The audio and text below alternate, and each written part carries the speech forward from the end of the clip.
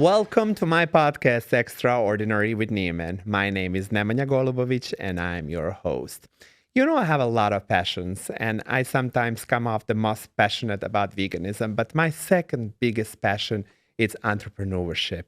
And today, my guest is a serial entrepreneur, similar like me, immigrated to this country without much and now doing a lot of wonderful things. So let's go into the conversation with Krunal Patel. Hello. Hi, Welcome. thanks for having me here for sure. Absolutely. Thank you so It's much. pleasure and honor for being here. You're so kind. It is so great to have you here in the pod. And I'm excited to learn more about you. Sure, Um, same here. Tell me, uh, where are you from? Where you were born and where did you grow up? I'm born and raised in India, East India, Chicago. Uh-huh. Oh, Chicago, I'm sorry. In Gujarat, the state, Uh-huh. town named Ahmedabad. So I born and grew up there. Mhm. I came age of 21 as a student here in America. Uh-huh. In India, I studied chemistry. And I always wanted to do something different. And I came to study chemistry. And very early, I realized I don't meant for chemistry. So, and I wanted to start business. So Uh-huh. I started my I started studying business. So I went to SIU, Southern Illinois University, Carbondale, Uh-huh.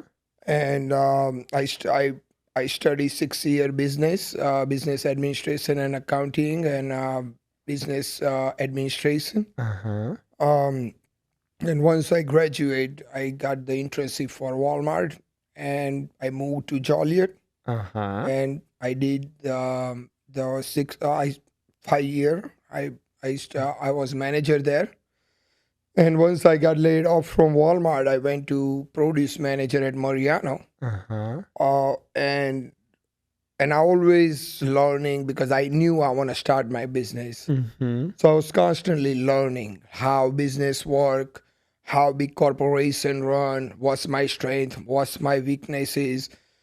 And it was Mariano, and it was a Super Bowl Sunday, and guacamole line was crazy. I'm like, man, everyone love guacamole. Uh-huh. So that's how the idea came. And then we work on it, and we grow the Avocado Theory. Beautiful. We'll get to all of that, but I want to go back to the India and I want to go back to your childhood and I want to know who you were growing up with, who lived in the house, who were your family, I immediate went too family far. members. No, it's okay. We were going, back and forth. But I just want to ask you things that I'm very curious about. Yeah. How is growing up in India? It's definitely different than India, America, for sure. Growing up, we was me, of course, mom, dad. I have one brother. So we were 4 people, family member, but we have a big family like cousin and aunt and everyone. Growing up India is definitely different than here. Education is different, population is different. My town probably have a 10 time more population than Chicago downtown. Like, yeah. So you can only imagine. So it's a big city. You're from the big place. Big city, yes. And a family of 4, were you only 4 of you living in the house or you lived with more cousins or just the 4 of you? Mostly we were 4, for sure. Growing up, for sure, yeah, 4 people. And what are some of the games that kids in India play? You Oh know? boy, yeah, we have nowadays kids just being on a phone. And I know, right? So tell me about your childhood. By playing game, cricket is very popular. It's like crazy. So I still go play every Saturday, play cricket. Apart from that, we play the marble and hide and seek and like all these. There's a vintage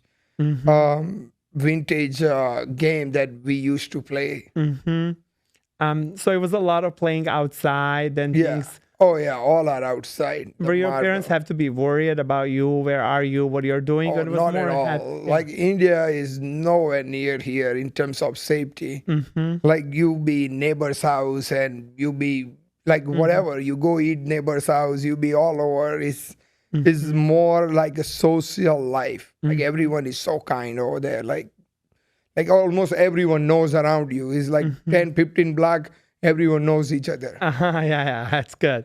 A very similar. I'm from extremely small town, but it's a kind of very similar to how I was growing up. Quite different than here. But I want to know is so at the town where you were born, is that where you started school and then high school? Is your brother older or younger than you? My brother is 4 years older than me. Older than you. Okay. So you kind of then had somebody to guide you through, show you how things work at school and stuff. Are you guys going to the same school or? Yeah, so yeah, growing up, what really influenced me is my family for sure, especially my grandfather. And I'm so blessed that entire my family, even my grandpa, grandma is still alive. So I go once a year, and I still remember is a huge influence in me was my grandpa because I remember when I was 5, 6 year old, and my grandpa is telling me all these warrior and religious story about Hinduism, and that really made a huge impression on me, like being a great character and great warrior and being focused and being honest and kind. And that was really, really, really, I can say my big success. It goes to my grandfather, and then after my mom and dad. My mom is very religious. Do you remember any of those stories that that your grandfather My grandfather, used to, yeah. Yeah, there is plenty, but What's your favorite? my favorite is there is one story about there is one of the Mahabharata.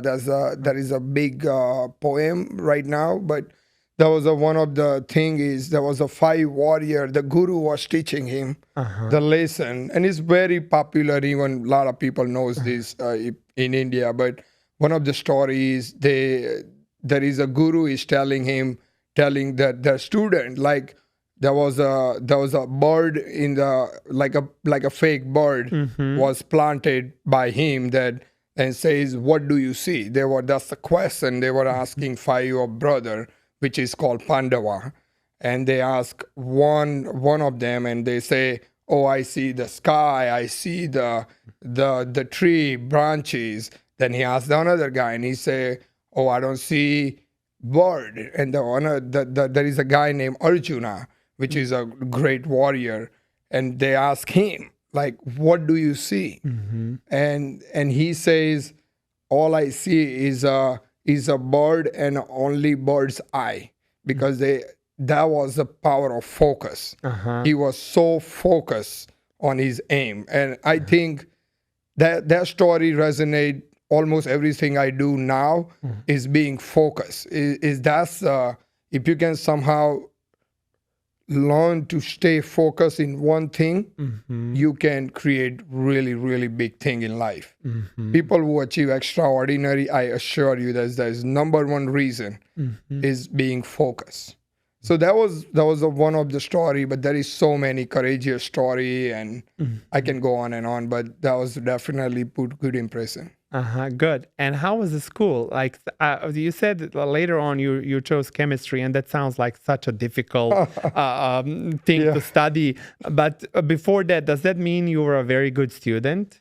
So I was really smart, no doubt. I knew that, but one of the challenge I had is I had a friends, and I had so much fun. Like we did craziest thing you can only imagine. Like what? Oh man. Like just like in a school, like in India where I grew up, the professor can hit you, like they can beat you. Same. And I used to have a chalk, and I put professor's bird, and like in a last bench when professor about to write, we sing the song, and the moment they twist around, we just stay quiet. One of the stupidest thing I did in a school was one time I thought, if I don't open my mouth, how's professor gonna know who is making noise? So I'm here making noise like, and I was so brave that professor really come front of me, and I did not stop, and he beat the shit out of me. That is so common for us that teachers and professors could literally beat us up. And when I tell this over here to my friends in America, they get shocked. I was regularly beaten up by Me my too. teacher. Me too.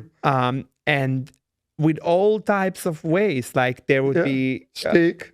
literally to hit you with a stick, and sometimes, but our teacher would even go extra mile and would hit us with this on his finger, which like this bone that Yeah. really hurts, Yeah. and would hit me in my head so badly. Like sometimes I would like get, on Yeah, I know. like things on my head. And now when I tell this to people, they're so shocked. And one thing, I was so embarrassed to tell my parents that this is happening because our parents would be almost like agreeing with the fact that if we're not listening, teachers are allowed to slap us. Yeah. So I would often not say to my family Yeah, they would what beat you more. that teacher would beat me up because they would be like, "What did you do?" And I really think we kind of had abusive teacher. Like he abused that power that he had. And as a kid, often I wouldn't share with my family Yeah. that they were doing that. So I till now that I'm adult, my father and my mom were not aware how bad it was that we as a kids were really beaten up by our teacher. Goodness. But so glad those days are over. Nowadays, they're even more careful over there. How's in India now? Could the teachers Oh, now? they cannot anymore No longer do anything. Yeah. It's same in Things changed Montenegro. so much after last 5-6 years for Yeah, sure. yeah. In Montenegro too, I'm hearing teachers are no longer allowed to Yeah, hit kids. which is certain extent is good, I guess. Yeah, of course. Like me going through like little trauma, like being beaten up daily. I'm so happy that's happening to no one. Yeah. And like my teacher was one of my first bullies for real. Like he just bullied me because I was like, a little feminine energy and things like that. So That's he would not like, yeah, so he No, would like- give me like a little auntie and things like that would Yeah, call me. I was getting beat up because I was absolutely doing stupid things. So I justify what they were doing to me. I have no issue.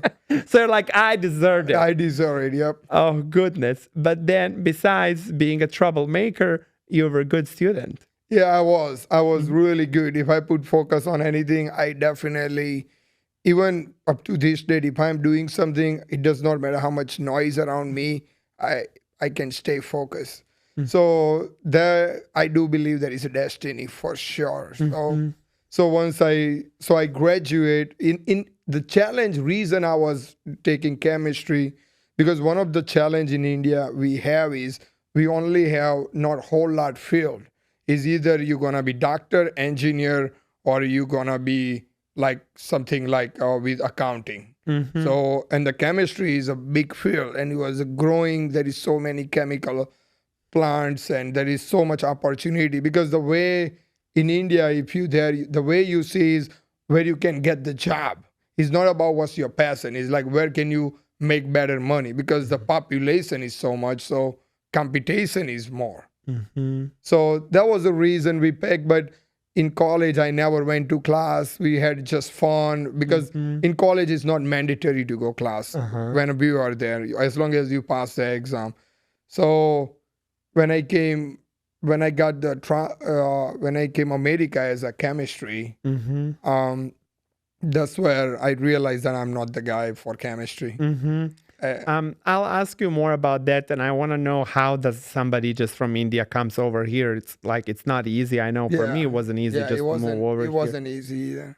But I want to know if in the school and things, were you and your family, were you experiencing any financial struggles? Because India, it's like a majority of population suffers financially. Yeah, we were like a middle class family.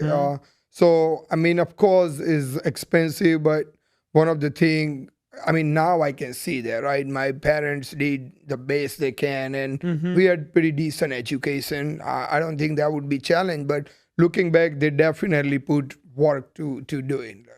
Like if we wasn't going to some high end school, like some private school, but we were happy where we had, For us, the public schools are more respectable because often, especially when the private schools, before they were not existing, so when they started happening, it was all about money. and like only rich could go out there. Yeah, similar And in then India. they were kind of giving easier passes on the exams and everything because you pay so much money to be out Yeah, there. So later on, once you graduate, it was harder to get a job if you are coming from the private schools than if you went to the public ones. yeah, Because the public ones, people knew you had to study, yeah, like money could do nothing. yeah.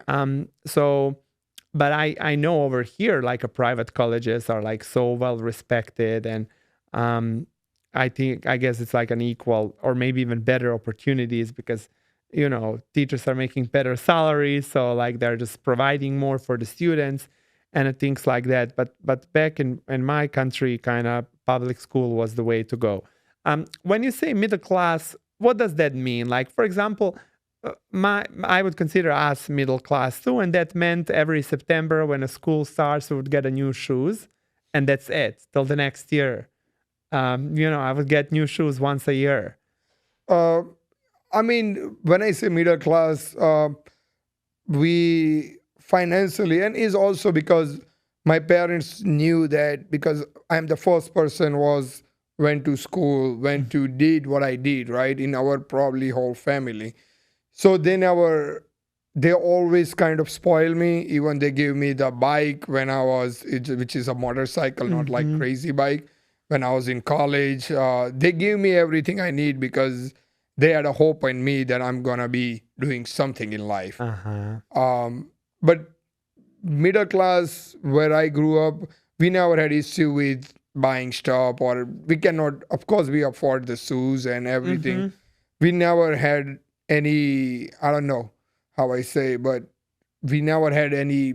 We get everything we needed. We had Mm-hmm. decent house. It's not the mansion, but Yeah. 2 bedroom apartment house. But Yeah. that's pretty average in India for middle class to have. Mm-hmm. And then when you started with any sort of desires for leaving India, was that something that like you always dreamed is about, or is funny because so there is I don't know, Indian movies called Bollywood. yeah, of course, I love Bollywood. Yeah, The best. so and we make the probably one of the most romantic dramatic movies. So I Mm-hmm. still remember I don't know in your country had that, but growing up in India, I mean when I was probably 14, 15 year old, Mm-hmm.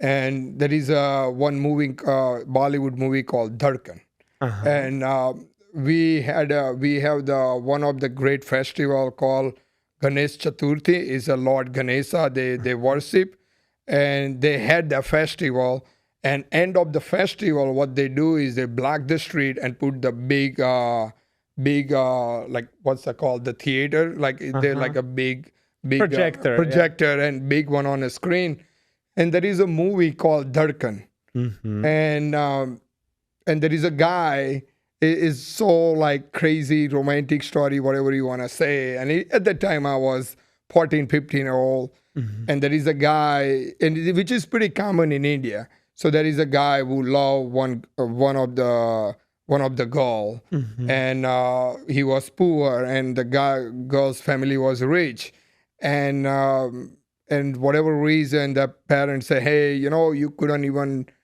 you have nothing, like how you Mm-hmm. gonna afford my wife, my daughter, Mm-hmm. and how you gonna take care, Yeah. so anyway, long story short, they choose to marry with pretty much he couldn't end up married, right, Uh-huh. to her, and she got married, and this guy feels so bad. He said, you know what, I'm gonna change this. So he go to the London in the movie. So Uh-huh. whatever reason in my head, like, you know what, one day I'm gonna be rich. Uh-huh. One day I'm gonna be big. I'm gonna go London, and I'm gonna be so rich, and I'm gonna show everyone. That was like a teenager thing, Dream, right? yeah, of course. Same. Is looking back is of course is one of the event. It gets you in the right direction. Mm-hmm. But I wanted to do something different. That was one thing. Something inside me was telling me that I meant to do something big in life. I don't know how. It was my intuition, whatever, and somehow the universe guide me. Mm-hmm. I love that, and I love that you had that dream as a kid because I again can relate a lot to your story, but I was embarrassed to say that I want to be rich because my education was that way, that money is not the most important thing, like more, a heart and relationships, and like to not be shallow, to want money. And I was embarrassed to say that that was my dream, and I wanted to also do something. And I'm like, I'm just gonna be rich one day too. But now I embrace it, and now I want it even more, and now I'm go get things. But before, I used to be very embarrassed of the fact that I really cared about money. So I'm glad that you, as a kid, realized that. And what do you think was motive for that? Did you want it to make all of this money so you could provide for your family, for your brother, mom, Yeah, dad, for the that, future wife that you wanted to be able to yeah, provide like that guy in the movie? Or yeah. what do you think was the motive behind that? So it's like universe is, I can look back, I can clearly see was universe setting me up and putting me and pushing me in the right direction where I meant to go. So what happened a little bit forward is the why this dream become even took a bigger step and Mhm, I become more determined is somehow when I came America, my father used to have factory in India, mhm, and when he had a factory, he got bankrupt mm. about same time I came, and he had a debt of about 50 lakhs, about in Indian American currency probably $80,000, Uh-huh. Oh, it's a which is lot. a lot in India Oh, it's at a that lot. time, Yeah. especially.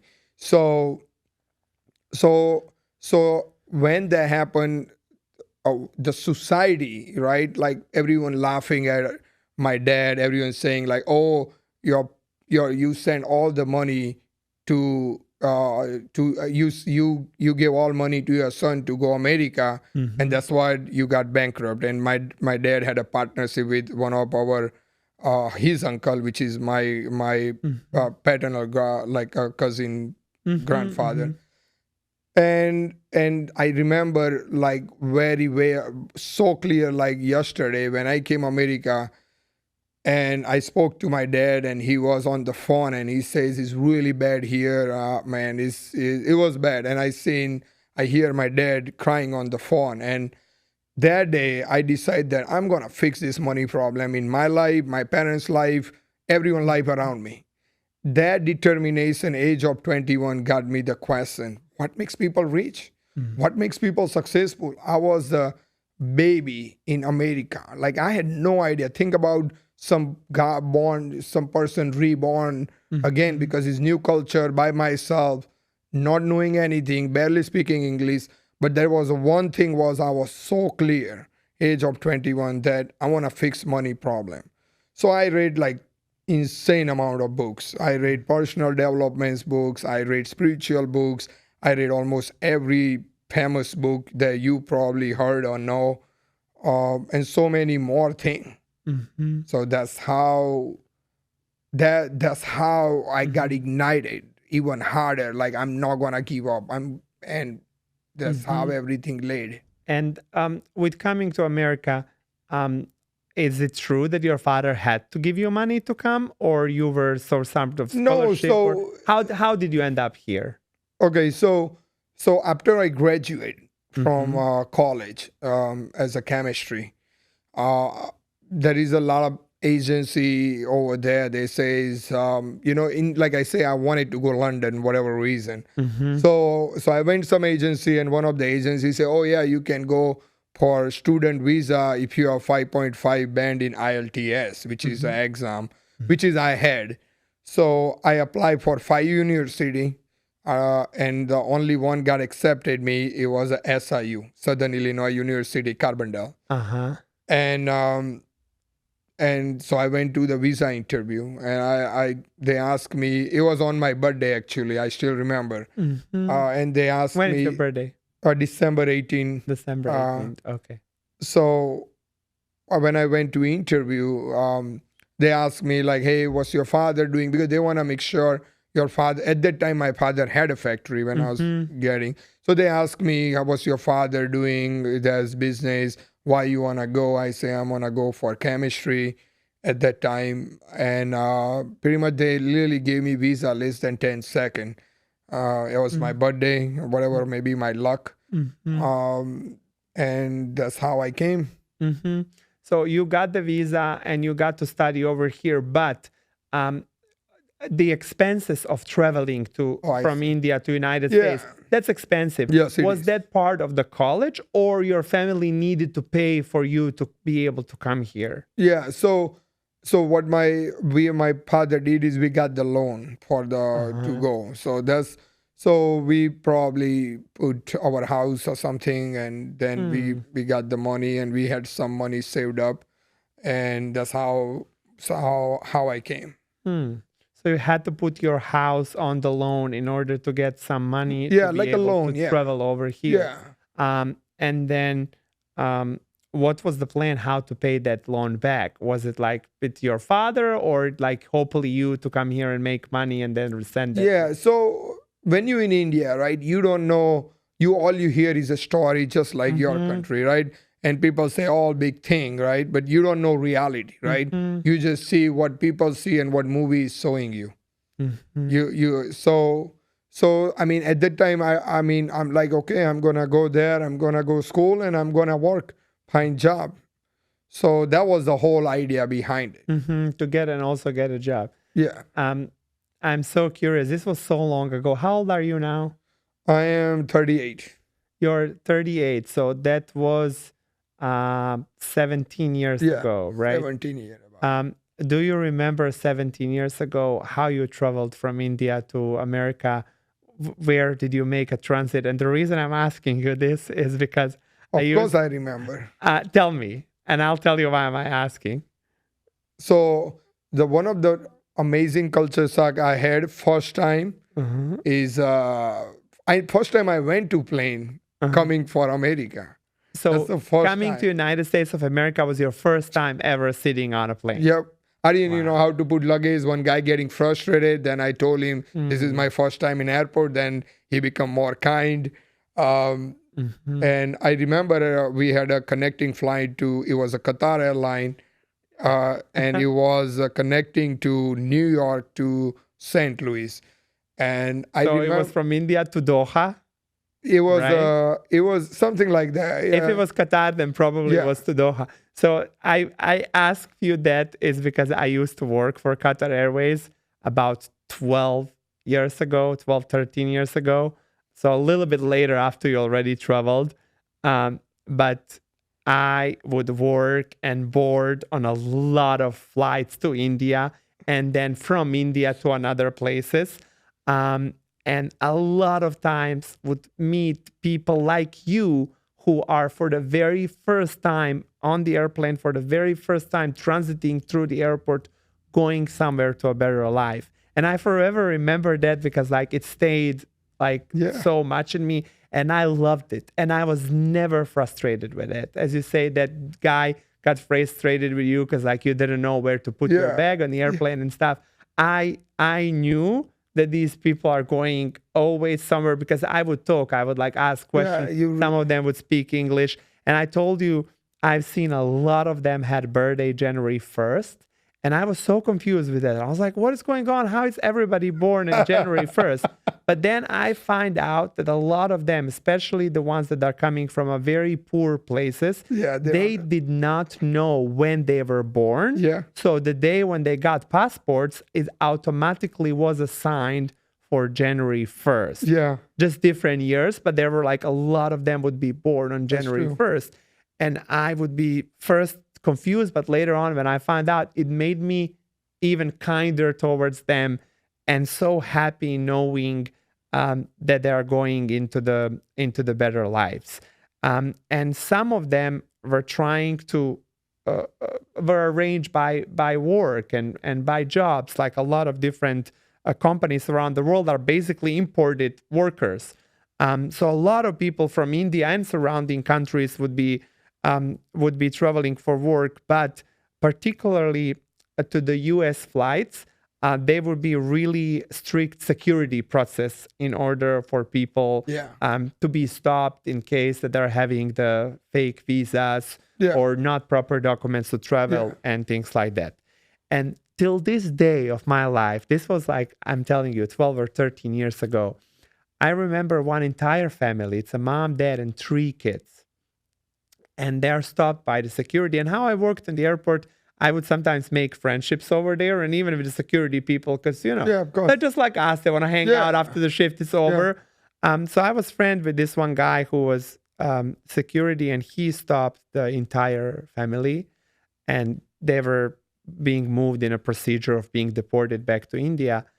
Um, and I looked them in the eyes and I felt so bad because they were so close. They made it to Doha. Now just one more leg to get it over here. But he stopped them and I asked, what was wrong? Fake visas?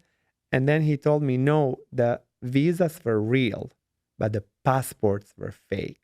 Yeah. So they tricked the embassy. Yeah. They went with the fake passports to the United States embassy and got real visas.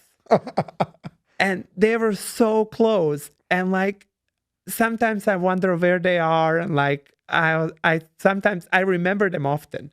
And I think of this often and I want to know if they are safe. Like I would have let them, but of course, I had no such a of power. course. And I was asking my friend why you didn't let them go, and he was like, "It doesn't work that way. Yeah, of course. His job is to cut people Yeah, like of that." course. But I just felt so bad for like so close to that dream, and it just got taken away from them right in front of me. And I'm telling you, I remember them often. I hope they're somewhere else and they made it and they're the richest people in the country or wherever they are. But that's the reason I ask you, because I've seen people like you who are for the very first time on the airplane going to a better life. Yeah. So when I was in New York, there was a two culture shock I had. Is the first one was airport was so quiet. It was the whole airport was packed and there's a pin drop silence. That was like, wow. Like if you have that many people in an Indian airport, you will know it's that loud. And so that was the one. And I seen first time one girl smoking, and I cannot stop staring at her because I just cannot believe that some girl smoking, because it's just so much culture different. Like smoking cigarettes? Yes, smoking yeah. cigarettes. Is in India you guys don't smoke? Like it's not common? Is guys smoke, but girls women, not no. not that much. But now is everything changed. Like, I'm talking about 18 Yeah, years yeah, ago. yeah. Now is things has more become. But Western. I like that. I like that they don't smoke. I mean, I don't smoke. I never I tried. hate it. Never smoke. I'm Never. so against it. It's just like in my country, it's very common because Yeah. we were under Turks for so many years, and Turkish people are so big on cigarettes, and that somehow translated to us in the Balkans. And I've never ever touched cigarette in my life, and I'm so against it. But over there in my country, still there is places where restaurants or bars where you can smoke inside. And that's one of the things that I get the most frustrated with. That's where America spoiled me, because over here nobody smokes inside nowhere. Yeah, which is good. Which is great. Yeah. And now I go back to Montenegro and we like go to the club or whatever, and I don't even drink. I'll be drinking my water the entire night. But I love to dance and to listen to music and me things too. like that. And then I would come home and my clothes would smell like cigarettes and everything. So I love that Indians are not smoking. Anyway, let's go back to the New York. You arrive, and this is like your first time basically being like on this continent, and you say cultural shock. And from New York, where you travel, then to St. Louis? St. Louis, yes. And then is that where your university was? My university was Carbondale, which is about 2 hours from St. Louis. So from there, then I have some of the extended family, someone else I know. yeah. They come pick me up. I stay in their hotel one night, and then I took a cab and I went to Carbondale. And then did you live at the college? No, actually, I was a transfer student. So I met one Indian student who was same from the same state. So he was living in a hotel. So I just met him. I stayed with his room couple days, and then I just talked to the owner, which is Indian, very very kind. So I got another hotel room next to it. So I was living in a hotel in a one room. But was it like some nice hotel, or was It like was decent. It wasn't like yeah. a high end, but it Yeah. wasn't bad either. Yeah, good. Well, living in a hotel, nice. But I do want to ask then, how are your first experiences in America? Like, how is just, making your first American friend or things like that? Do you remember So, those things? so the base thing happened. I feel looking back is when I came America, I stay in a hotel by myself. So usually what happened, any country, let's say people come from India, what they usually do is they find their Indian friend or same community and they stay together with the same Indian friend, and nothing wrong with that. That's great. What happened in my case is I was living by myself and I was working in a restaurant. And so I didn't really have any Indian friend. So while I was working restaurant, I met almost Mexican, Indian, All different all nationalities. different nationalities. And Was that your first job in America? In a yeah, that was my Same. official first job as a dishwasher. Uh, That's how I started. But so that's how I think that one of the reason I am where I am, because it grew my mind so much. I understood things better. Like, let's say if it's a 4th of July and Memorial Day, you need to know, especially if you're a business, you need to know why people are celebrating. So you can target it. You can have a market. You can understand this week gonna be slow. Why is slow? So, and you kind of understand their disease and food and culture. I think I celebrate more Christmas than Diwali around the student age because I had all the Hispanic friends. So I was just celebrating Christmas Eve with them because I have no one there. I'd be celebrating Christmas now on December 25th. My actual Christmas is January 7th because we are Christians Orthodox and we follow a different calendar. I think this is the new calendar. We stick to the old one when Christmas falls on technically now what's known as the January 7th. But like you, I just kind of get adopted to the whole scenario. And like now, 10 years later, I'm always celebrating Christmas on December 25th. It just feels like it's a holiday, it's a things. But when I was in Doha, I was celebrating Eid and Ramadan, and I was fasting same for here. Ramadan. I adapt easily to So I'm Hindu. My wife is a Mexican. So we are multicultural family. family. Yeah. Good. And then you said your first job in the restaurant was a dishwasher. I applied to be a dishwasher in a restaurant in America. And I remember my mom was calling me. I was like, how are you going to do that? And I said, I don't care. I really just want to make it. And this restaurant in downtown of Chicago was looking for a dishwasher. And I went to apply for a job. But one thing that I find now so funny is I had no clue how people come up dressed for an interview to speak about the job. And in our country, once you go to seek a job, you put the nicest suit you have, you put a tie, you really dress up. And I even had a briefcase with me to hand my resume and things like that. So I applied to be a dishwasher, but I came with a briefcase, with a suit, with a tie. And the man that was interviewing me, he cracked up, smiled, like he was laughing at me. He was like, what's going on? He was so confused. And he's like, you're here to apply for a dishwasher. And I was like, yeah. And I handed my resume. And then he looked at me. He was so confused with what's going on. And I don't blame him now. I understand that that's not how you show up for a job interview. But he told me, I was lucky that it happened to me because he told me, I may have something else for you. And he offered me to actually be a host at the door, which was, I think, like $1 less. Dishwasher was like $10 an hour. The host was like $9 an hour. But like to me, it felt so much easier because I'm just at the door and smiling to people and showing them where to sit. And he told me, but one condition, you have to come dressed like that every day. And I said, oh, no problem. I have multiple different nice shirts and ties. And I'll dress like up every day like this and I'll come. And I got my first job instead of being dishwasher. And I ended up being a host. I learned to be a dishwasher once I became general manager at a different restaurant because they were forcing me to wash dishes all the time. Anyway, I've done it all in the restaurant besides cooking, but that's how restaurant industry happened to me because I was an immigrant who didn't know what to do and what to work and worked in a restaurant. So the first job in a restaurant as a dishwasher, Did you work any other positions later on? Yeah. So I started as a dishwasher. I couldn't speak English well. And it was like a Moe's Southwest Grill is like a similar to Chipotle. It's a franchisee.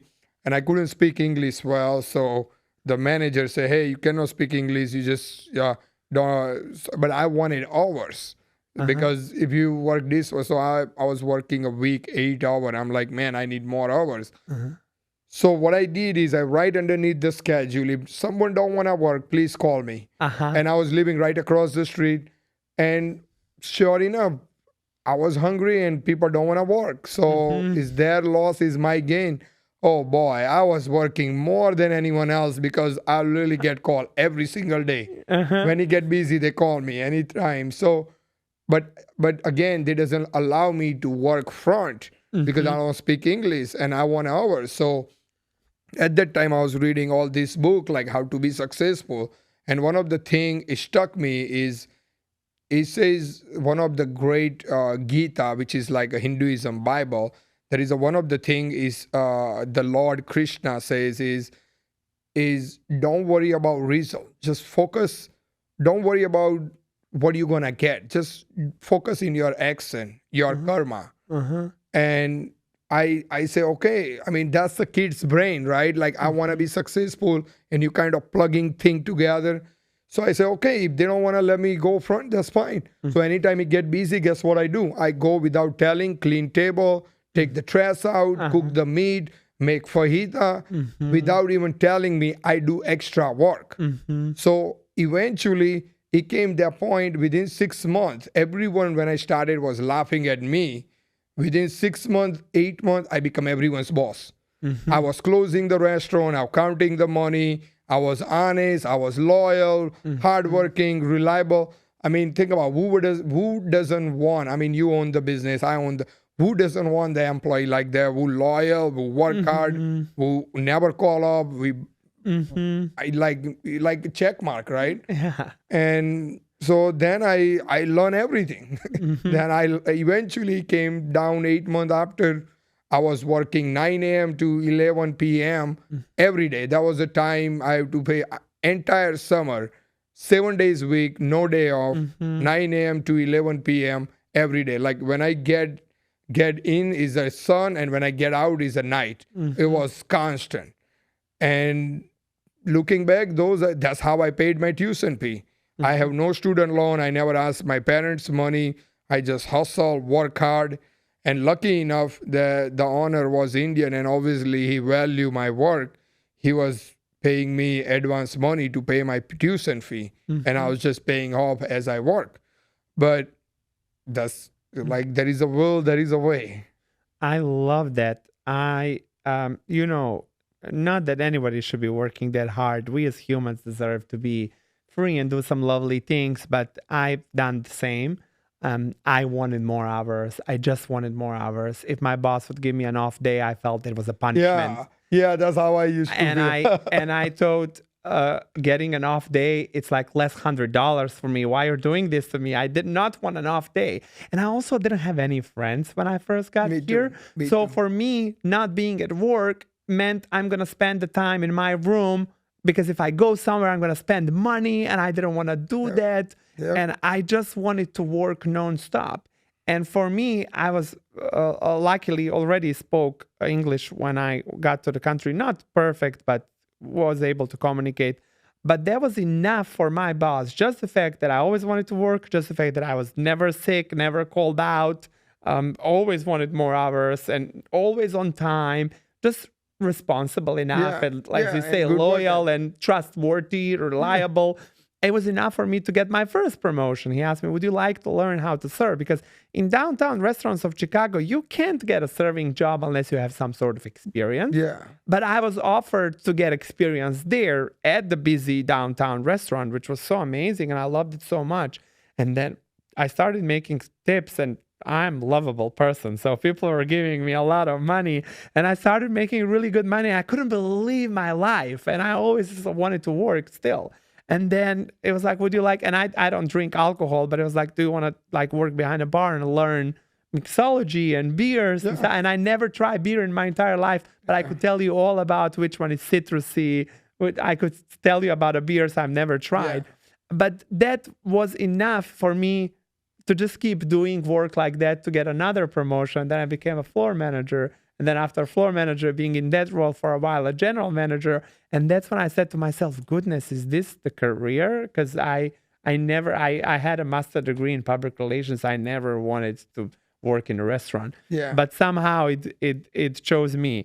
Now you're saying we have so much similarity in our Yeah. stories. It's just Yes. wild. You know, I have one funny story. Is Go It's ahead. amazing. So growing up, like the culture shock and first experience in America, I still remember in India where I grew up back then. There was no mall and nothing like this. Mostly small shops.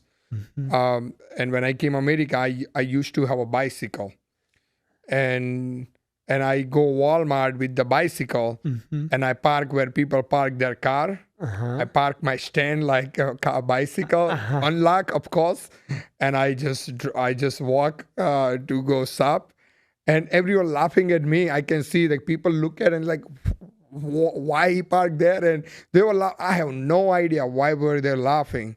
But now I know why they're laughing because I'm not supposed to park my bicycle in a car parking spot. Was your bike waiting for you when you? Yeah, he was. Well, you were lucky. He was countryside, so he was a little bit lucky. Yeah. Yeah, well, that's good. Hope you'll learn to not do that Yeah, because I learned that after a year. Like, this is where I'm supposed to park. So I think that was so funny. The amount of bikes that get stolen from me in Chicago, it's insane. And they were all locked and they still got stolen. Wow. I would park in front of the restaurant with, for the bike parkings, put my lock on and everything, and would go to eat in the restaurant, would come out, and my wheels, my seat, it's all missing from the bike, all gone. I'd be like, wow, Chicago. So anyway, see, I learned that way. But I want to talk more about the restaurant industry. Because you started getting some other jobs and you mentioned you worked in Walmart and Mariano's and stuff. What other things you have done in restaurant? So at the most, I learned everything. I did dishes to the prep to the front, everything. So that's really it. The 5-year experience I had where I work. So you worked for 5 years there. A 6 year, 6 year, yeah, 5 or 6, yeah, 6 Good. year. So just basically learned everything. I also Yeah. worked at the same restaurants for 5 years where I Yeah. basically learned everything. So And then after that, what you do? so I was graduating. So Walmart came for interview, for internship. The career place when you last semester. So they were looking for internship, and I called them, and they say last year 80 people apply, and we select 5 people. That's what they told me. And when they come for internship, I gave my resume. They call me, the Walmart, and they say, hey, you wanna do the internship? Come for interview. So I did interview, and the interviewer was so impressed with all my work ethic and knowledge because I've been reading so many books. I was preparing to learn how to open business. So they were so shocked that amount of understanding I have, because even I was working restaurant, I was learning about customer service and quality and all those things that usually people don't even think about. So they were so impressed. So they, out of 60 people they only chose 3 people, and I was one of them. So And what that internship meant, was that paid internship? yeah, it was paid internship. And how much were you making back then? It was $12 an hour. Oh, okay. Was that And like... to me, that was like the highest paid after 6 years, because I started where I mows at $6. It's $6 an hour. Yeah, $6. It was a countryside. And so to me, after 6 years, making $12 was accomplishment. To me, is like my 6th year got paid off. It was having day off. It's like, oh yeah, I get the day off. It was like having hour and a half in a holiday. Is like, wow, I get hour and a half. It was like so many like wow, like it was like So many things that you accomplishment. really loved. Yeah. So I did internship for Walmart 3 months, and I have learned so much from, like, I have no idea. Again, like, this is a baby reborn in America, has Mm-hmm. no idea about whatsoever anything. It's like a plain Mm-hmm. chalkboard, and you kind of draw. So the internship had taught me management, how the system works, how the layer of the manager are general manager, assistant manager, the zone manager, area manager, department. I had no idea. So Mm-hmm. I become a sponge. I learn everything and anything. Mm-hmm. But here is a funniest story. So first day I walk in a Walmart, my internship, it was all managers in the office. I walked in, I was like 15 minutes early, and they call me. One guy asked me, wow, you 15 minutes early, who is your mentor? And I don't know what does mentor means in a Walmart term, Mm-hmm. but I know mentor means who you look up to, right? Uh-huh. So I say my mentor is Mahatma Gandhi, and Uh-huh. everyone was laughing. I don't know why they were laughing. Now I know mentor means who is your Who who told you go there and be 15 minutes early? early, yeah. That's funny. So I say, I'm like, they like when Mahatma Gandhi worked for Walmart. I think that was funny. It seems from all your stories, kind of America treated you kindly. Did you had any bad experiences and stuff? You know, sometimes. No. Like, Yeah. so one thing I learned, I heard over and over, people are racist, Mm-hmm. people are this, that. Even I have the avocado theory. But you know, one thing I learned in life, like, this is, you can put whatever you in your mind and then you see those things. Maybe people are, but I never took it that way. But Mm-hmm. one thing I learned opening this avocado theory business is, if you kind, if you polite, you genuine, you Mm-hmm. want to help people, that doesn't have a race. Mm-hmm. Those things is doesn't define by race. You can be whatever. Mm-hmm. If you kind, you kind. You can be Africa, India, America, or in a wood. You kind, you helpful, you genuine. Those quality, it doesn't matter. How can you be rude to someone who kind to you? I mean, Mm-hmm. here and there you're gonna help people, but 98% people, Mm-hmm. if you kind, you're gonna be kind. Mm-hmm. So to me, I never experienced it. Maybe they are with me, maybe because it was a countryside. But again, like, is all, if you don't know, nothing gonna impact you. When Mm-hmm. you know, then everything is impacting. Of So course. end of the day, how you wanna take it, right? If you not let your mind to say, oh, see, that person talked to me like that because I'm Indian. But Mm-hmm. if you don't take it that way, if you don't even think that way, it's just like I don't have in my head. Mm-hmm. So I never experienced it. Maybe they are, but who care? End of the day, you gotta walk like you are king. Yeah. That's Well, it. that's amazing that you are able to do it that way because I know not everybody is. Yes, And that's a it's blessing hard. for you that you can function in that way because you know, sometimes it's hard. We always say don't take things personally, but sometimes it's hard not to take things personally. And I totally understand people who have different experience from yours, but I love that you were able to just feel that I'm the king. And So- that thing came because I read a lot of spiritual books. Mhm. And if you look spiritual books, and if you really understand, you are the creation of God. Mhm. You are the God. Like, God is within you. Walk like, talk like you may. You are the boss. Mhm. You are not some Yeah, some well, random person. You are the king, and you have to walk like that. You have to talk like that. When you have the energy, aura, and confidence in you, mhm. whether people believe or no, but you believe in yourself, and that's all matter. Mhm. And that's always my mindset. I always know that I don't diminish people. I never see other people like they are lower than me. But one thing is clear, that I'm not gonna bring my value down. I'm Mhm. gonna be who I am, and this is who I am. I'm gonna have a confidence in myself. That's for sure. Mhm. And you can be company CEO, so be it, but I'm no I'm maybe you there, but I'm not less than you. I'm human, you human. Good for you, Krunal. Good for you. I love that. So that's always Um, my mindset. Okay, now you mentioned the avocado theory so many times, and we didn't even let the people know that you are the owner of this amazing restaurant, Avocado Theory. And I, owning a restaurant myself, I know how challenging it is and how hard for me was to open it because, again, I was an immigrant who came with no money and had to work so much in order to really open it the proper way the restaurants get opened. I could never do that with all the money that I had. I really had to find some sort of alternative ways in order to open my Yeah, business.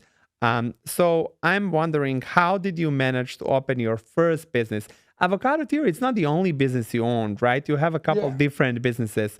yeah, So how did you find the money, because you're making $12 an hour? Or later on, I know you got better yeah, jobs, but even if you're making $25 an hour, yeah. you That still have doesn't to do live, it. you still have a rent, you still, like, when did you get married? Like, we have to ask you that. You have a wife, do you have kids? Yeah, I have three So kids. wife, three kids, and things like that. Where do you find the money now to open your first business? Yeah, so there's like almost everyone. If you ask any random people, right? Like, hey, how you can start business if you don't have money, right? That's like most of common people's question, which is I was that guy that I don't have money. I'm gonna open business. Um, but one thing I was determined. I was determined. I was hungry. I have a hunger that I didn't celebrate 4th of July, Christmas, nothing. Or even I used to work Walmart making decent money. I could just say I can settle. But even when I get off work, I go and do Uber. I was doing 3 jobs. So when I graduate with no debt, but I had some credit card debt. I just recently got married with my wife, and I moved to Joliet to be assistant manager at Walmart.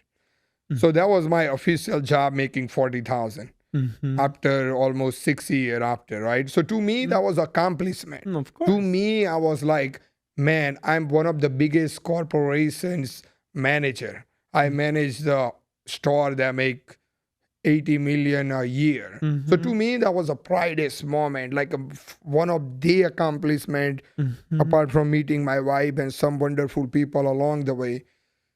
So, so when I got the job, so I bought the car and whatever. So first thing I did is I worked so hard. Like me, my wife, my mom and dad just came as a visitor here. Mm-hmm. So they all were here. We work as a team. Like me, my mom was taking care of my kids. So they allow my wife to work harder. She believed in my dream day one. We need to talk about my wife for sure, but Mm-hmm. we'll get to it. But the whole idea is so when I was working Walmart, I was working. So this is my schedule. I work early morning 4 a.m. I go Dunkin' Donut, work till 4 to like 9 or 10, Mm-hmm. and then I go 12 o'clock Walmart, work 12 to 10. On my day off, I work 7-Eleven. Mm-hmm. That's how I worked. I paid off all my debt in 2 years by working, managing, planning, living above mean, don't spend money, don't go anywhere, just squeezing it. And then I wanted to start business. That was clear. So Mm-hmm. I met some Indian people. They say, "Oh, you run the business. I be partner." But somehow the universe doesn't want me to do it, or whatever you want to Mm-hmm. say. It things didn't work out. So so what happened is, what really hit me hard is after 5 6 years I become co-manager and I got laid off. Mm-hmm. So when I laid off, it kind of made me think like what I need to do. Like, come on now. So what happened is I work as a Mariano as a produce manager. So Mm-hmm. while I was working it, I get off work, I do Uber, Lyft, even my day off, I work all day, and I managed to save like 45 50,000. So, like, to your question, how can you open money? How can you open with 50,000? How can common Mm-hmm. people can open? Yeah. But I read a lot of spiritual book, and one thing I know is they say no one can help you but yourself. You can Mm-hmm. help yourself. There is a whole universe is listening. The God is out there. And I am a living proof to your point, and we're going to get to it, how I got the fund and everything. But I was so driven. I read the book, The Think and Grow Rich by Napoleon Hill. Incredible book. That book make more millionaire and billionaire than any book. I highly recommend to read that. Wasn't it? I don't know that book. What's the name? Think and Grow Rich is all-time Oh, famous book okay. by Napoleon Hill. Okay. So it's about the imagination. The second we finish the episode, I'm ordering it on I'm telling you, it's super good. It's like, I'm pretty sure. So I read that book, and I read a lot of spiritual book. One thing I understand is how our subconscious brain work. You can attract situation. You can build stuff. You can create stuff. You have so much power in your subconscious brain that you never really open it. So I read all those books along the way. While I was working Walmart, I was learning. If I go restaurant, I always pay attention how they do, why they do, like little thing that no one really. I'm like a student, like who want to graduate. So that was me. Like everywhere I learn. Age of 21 to 32. So when I got laid off and I wanted to do so bad while I was Mariano as a produce manager, I learned so much from Mariano. I'm like, how about I open smoothie bar? Because I was making smoothie there and people love smoothie. I'm like, this is a small investment. I can put 20,000 and make something like that. And at that time, I read the book Steve Jobs, Apple founder's book. That book was like there's so many turning point of my life. That one I know, yeah. But one of the turning point for my entrepreneur journey is Steve Jobs' book. That book I read, and I still remember like yesterday while I was driving. I was listening audible while doing Uber and Lyft. And I remember that was the end of the book where Steve Jobs is dying. And my wife called and says, hey, how are you? And I don't really cry, but their Steve Jobs story is so much resemble to my personality, my life story, the way he was thinking, way he believed. That a lot of things was kind of resonate with me. So I was really emotional. But that book inspired me so much. Is man, here is this guy who does not know anything, just like me. All he had is he want to find out who he is and what's his purpose in life. And he went to India, which is really, really, really touched me because I'm from India. So it's like, see, Steve Jobs went to India and he learned the Buddhism and he learned the meditation and mind power and spirituality, and he able to put that to the real life to manifest stuff. So that was really, really resonate with me. But what inspired me is like, here is this guy, he doesn't really knew about software, computer. His friend knew. All he knew is how to build something and how to make it really good and sell it. That's the only thing he really knew. How to he understood the human psychology, human behavior, which is I understood deeply because age of 21 to 32, I study, I read, I pay attention, I look people's behavior, why they do all those little things that most of people never pay attention. So I was ready. And I'm like, this guy started in a garage and here is right now is $1 trillion company. I can do something. So I say, you know what? So it was a Super Bowl Sunday and guacamole line was crazy in a Mariano, the custom guacamole. I'm like, guacamole? That is, people love avocado. That is not a whole lot of places you get guacamole. If you go in a shop to get the guacamole expired 2 years. How the hell you manage to get there? Because they put so much preservative, the pre-made guacamole. So there is nothing like that. Nothing like you can make fresh guacamole apart from Mariano. And I was a produce manager. It was so much labor. So no one wanted to do it anyway. So they no longer even do it, most of location.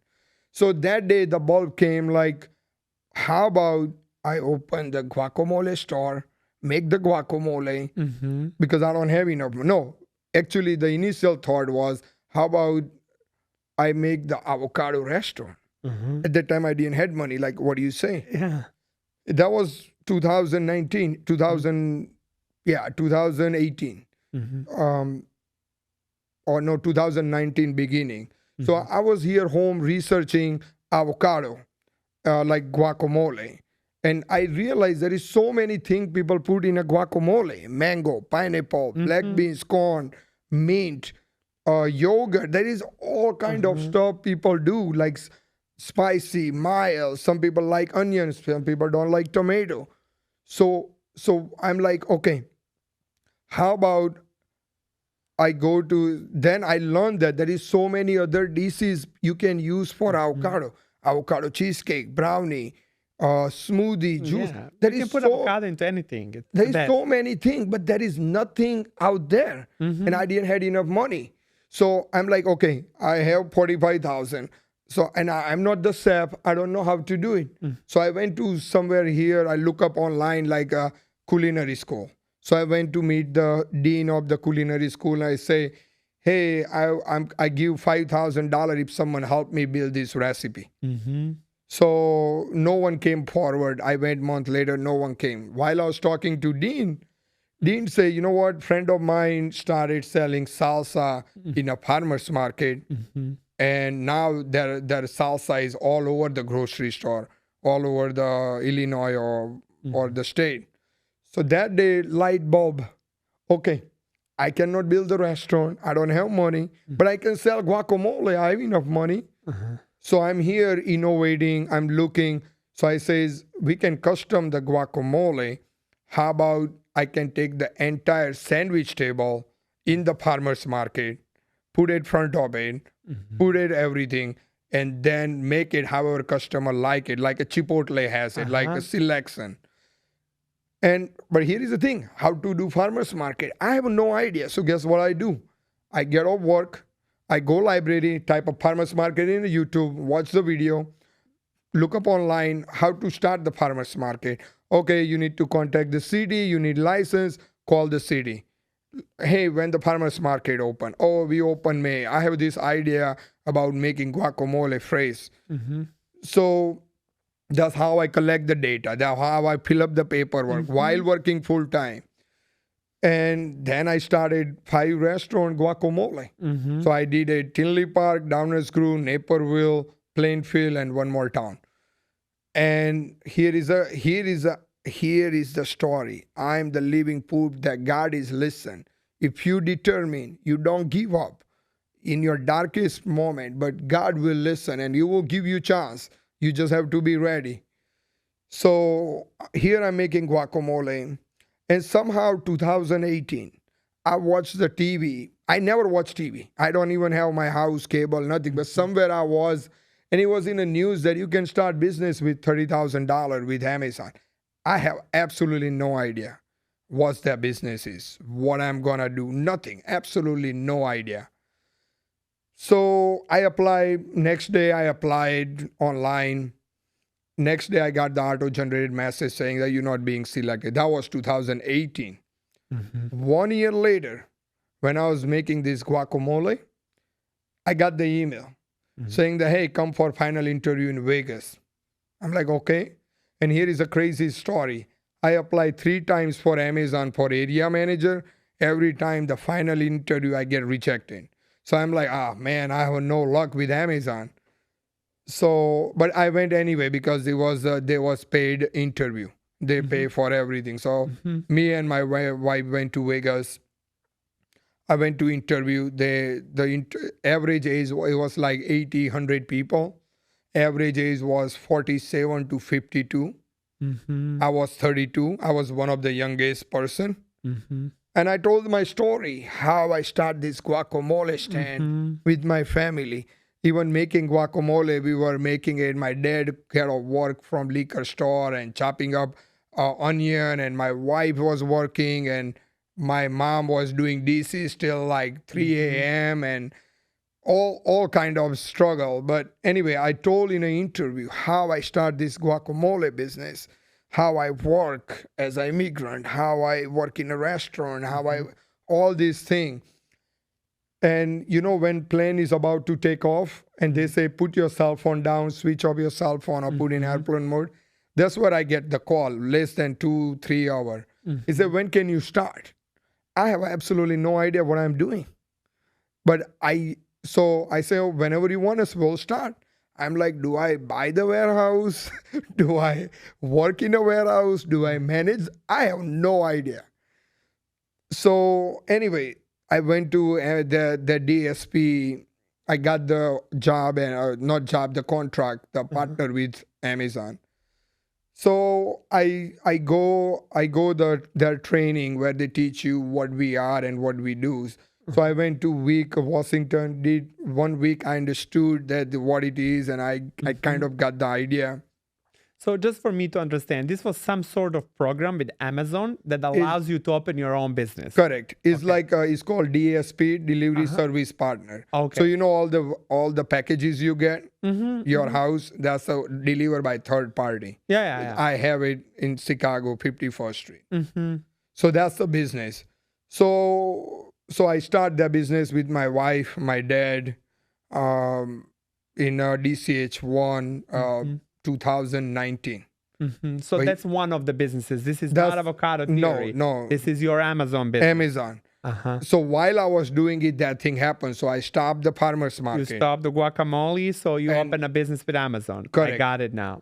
So while, so I opened that business with my mom, my wife, my dad, my wife, and my one best friend. So your family came over here. Like it's just my mom and dad. Are they now permanently here? Yeah. Oh, okay. They are. My mom and dad are. What about your brother? My brother is still in India. Okay. Is he having family there? He has family there. But you still go often to India, I go every year. Good. My whole family there, I love India. And before I forgot, I just want to ask this question. You remember how you were saying, like, in my mind was, I'll fix these money problems. Did you fix it for your father? That's what I'm going to be. Yeah. Okay. Now. So 2019, we start the Amazon business, right? So here is the thing. If I would just wait for opportunity and say, I don't have money, what I'm going to do? Instead of just keep doing, the way gonna comes to you. Things gonna happen if you don't just give up and keep trying and be genuine. So I start the business, and I started with 5 van, July 23rd. That was our first day. But age of 21 to 32, how many years is that? 12 years. So my dream started age of 21. I did not give up 12 years. It's so easy to see me now as, he's lucky. It's not luck. I spent 12 years of my life forgetting outside of the wall, reading books, doing nothing but this, like giving up every single thing. So it took me 12 years, and we got the 5 van. And then we build, within 5 months, we have like 100 employees. And we become one of the biggest company in Chicago.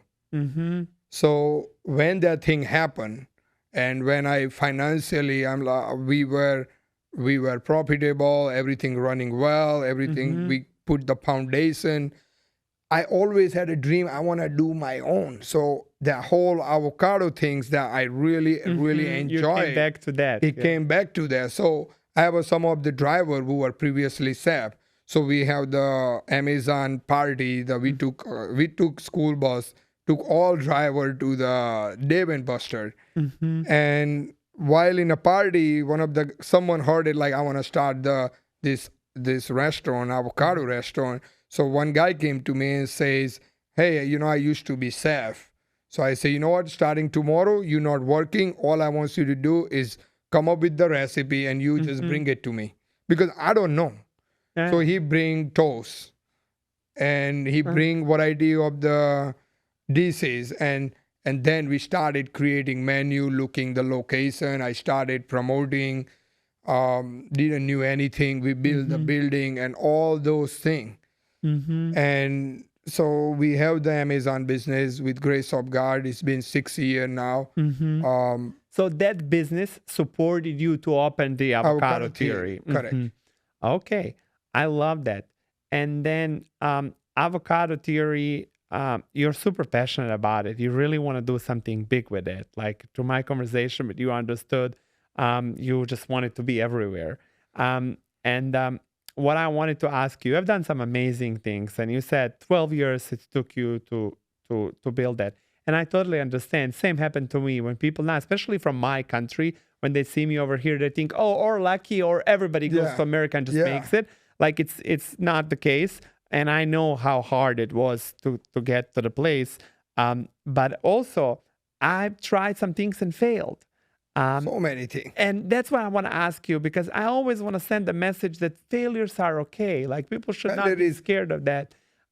I closed one restaurant. I opened Kale My Name in Los Angeles, and then it just wasn't meant to be. It was in not proper building where it needed to be, and a lot of things happen. And taking step back sometimes is okay. And the day I we finished that and it was closed, I felt like that I yeah. could breathe again. And also, how you and I met is at a Plan X market It's all mind power. It's all where we mind power. had both very close to Kale My Name and Avocado Theory. And that went out of business, like not us particularly, but the Yeah. market, the building. And I was heartbroken. I cried. I loved it there so much. But you see, something beautiful came out of it that, I got to meet you and I got to meet Avocado Theory. And I want to tell everyone now, if people already don't know, they should know, we are collaborating. Yes, Uh, tomorrow. Yes. So it's starting something super cool, which is going to be because Avocado Theory, although it's very heavy on avocado and all the vegetables, it's not entirely vegan restaurant. And Kale My Name is, and I'm super passionate about veganism. So we were just chatting about, like, you were asking me about some certain salads and like what we should Yeah. add, and I was like, oh my god, I would love to add some of the Kale My Name items to your menu to cater to vegans, to bring Yeah. more vegan options to your menu. And I was just so excited about it. And now that is happening in Tinley Park at is that your original location? Is that the Yes. first one? Yes. At the original location. And people can already find Yep. five. We were preparing today. Everything. Yes, find 5 different, one of the most popular Kale My Name items over there. So I all the time, people from the suburbs, from the south, are asking me if the Kale My Name is coming there. Let me tell you right now, it's not, because I just don't want more restaurants. But I love doing this right now. So go and support, show love towards the vegan items. That's how we introduce more vegan options to everyone. And then in May, you are opening another Avocado Theory, which is happening in a downtown of Naperville. Correct. Right? And we're going to have 5 Kale My Name items over there too. As so if well. you are in Naperville and you are wondering where the vegan restaurant is coming, well, technically, Avocado Theory is coming with a bunch of avocado, bunch of other veggies, bunch of the vegan options. But on top of all of that, you're going to have 5 different items from Kale My Name to find over there. So I really hope people are going to be very excited about Yeah, this. we're getting calls. We're getting calls from already. Like, hey, yesterday one customer say, oh, you guys collaborate with Kale My Name. I say, yeah, we're launching tomorrow. We're getting some calls. So we expect tomorrow gonna be busy for sure. Oh, we're so excited. Like, I'm going to be there. So sadly, when people are watching this already happened. But from now on, it's happening in this time. So like, if you're watching this now, it's time to act on it and go to the Avocado Theory and order 1 or all 5 of the Kale My Name items. And, just got a bunch of other avocado smoothies and things. I am avocado obsessed, okay? So it's like, I breakfast avocado toast. It's as simple as, and yours are fancy. I love your avocado toast because I used to have them at the Plan X market all the time. And you put like this tomato and balsamic, and like another one was like with a pumpkin seeds. Yeah. And it's so fancy, it's so delicious, and I love it so much. But for me, I will literally eat bread and plain avocado and nothing. And I'll just eat like that. And mostly every day of my life. I just love it so much. Yeah. Super fruit. Oh, we just have a couple minutes left, and I don't want us to finish without mentioning this. You kind of you said the main thing is to trust in yourself, and you are on your own. No one's coming to help you or save you. But At the same time, it was extremely important that you had support system, that you had people around you Oh yeah, who were able to support you, and that was your mom, your dad, and your wife. wife. Yeah. Tell me about your wife. So I met my wife at the Carbondale, Uh huh. Southern Illinois University. She was student, and she was working the same honor right across the street in a hotel at the front Mm-hmm. desk. And when I get off work at 10 o'clock, I go and study in the breakfast area. And that was her first day, and she was nervous. I said, "Don't worry, I know the owner. He's my uncle. If anything, I call." And after work, I say, "Hey, you wanna go eat?" And we went to Steak and Shake. Uh, and here I am, 26, and I'm telling like all my dream. Like I was so clear what I wanted in my life is I was telling her that I want to do this, I want to build this, I want to build the business. Like I was like a most driven, crazy person you ever met. Mm-hmm. And she was the first person who truly believed it. Like she was excited. She was like she's like, wow, this guy knows what he wants in life. And that was and she always supported me every step of the way. My big success goes, I mean, there is so many people in between that I cannot not mention, but the definitely beginning was one of my friend named Brett. At that time I was struggling as a student. He helped me so much. Then another friend helped me, like being just companion, helping, telling me not giving up, believe in yourself. Then I met my wife, which is huge. Then of course my parents, but along the way building the Avocado Theory, I have two people which is a backbone of the company. One is Ashley. I call them a not even manager anymore. I call them a co-founder because they had put their blood, sweat, and tears. And another one is Jonathan, which is I met him in a Walmart as a manager, and we are friends since then. And he's also one of the co-founder. And I have my cousin Drumil. He's a killer. So we have all the success and all the work you see is just done by 3-4 people. But yeah, But so supportive ones. yeah, I love what you said about your wife because when you were 26 and you have nothing and you're making what a Yeah. couple like $10 an hour and Yeah. you're saying all of those things, it's hard to believe. It's hard to believe now Yeah. somebody who's Yeah. making $10 an hour come to me and saying, you know what, I'm gonna open my own businesses and I'm Yeah. gonna have this and I'm gonna do that. But you see, she believed it, and you Yeah, said she and- was the first person who believed in that. I Yeah. just love it. and I remember she come my hotel and I wear the suit in front of the mirror. I say, this is a big business, man. It's like all those things. And I always tell her this, that I will never, ever leave you because you believe in me when I had nothing. Yeah, And of course. if anyone know me now, they're gonna know me now. So to me, it's like the even right now, like even she's working morning and she's always there. I can count on her anything I need. So having that support system, money and everything you can somehow manage, but being emotionally and mentally tough as an entrepreneur, that's your asset. Because how you have 1,000 things goes wrong and how you put yourself together. So if you have the wife, if you have the people like the Ashley, Jonathan, Drumil, that's my cousin, mom, my dad, he's also helping me in a restaurant. When you have the support system like that, it just makes life easy. It makes it worth it, and it share all your pain together, and it makes easy. It's just one day and just go one day at a time. I love that. My previous guest over here was an author of the book called No One is Self-Made. And I loved it so much heard that because book. it shows that we need a support system. No one is self-made. No one Like can. you have done it on your own, but you technically didn't because you could have done it with your wife, without your friend, without your mom and dad. How did you bring mom and dad to from India over here? Was that So- too complicated or? So when my wife having our first baby, they went just for visitor visa Uh-huh. and just asked them like, hey, my son is there and we're about to gonna have a grandkids, so we wanna go and make sure we Mm-hmm. wanna be there. So they got the visitor visa. Mm-hmm. And then I become citizen and I sponsor them. Oh, okay. Wonderful. Well, good job, because the immigration process was very painful for me, Yeah. really long. I ended up being a citizen now, thank God. Yeah, I It's saw like your video. now in these times, scary not to be a citizen. So thank God I got it when I still could. But this was amazing. I'm gonna ask you one very last question, okay? And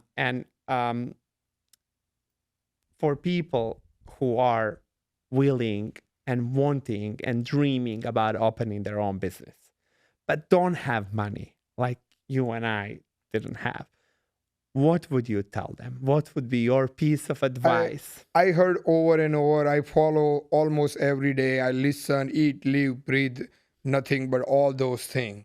Entrepreneur. I listen almost every Tony Robbins, Simon Sinek, and there is so many more. I all I can say is two things. It's not that hard. Just start. Just start. Don't procrastinate. Don't sit in your couch and say, I want to do this. Just start. Just don't worry. Just have it does not matter. You not out of game until you give up. So Mm-hmm. as long as you're trying, something gonna work. Is a mind power.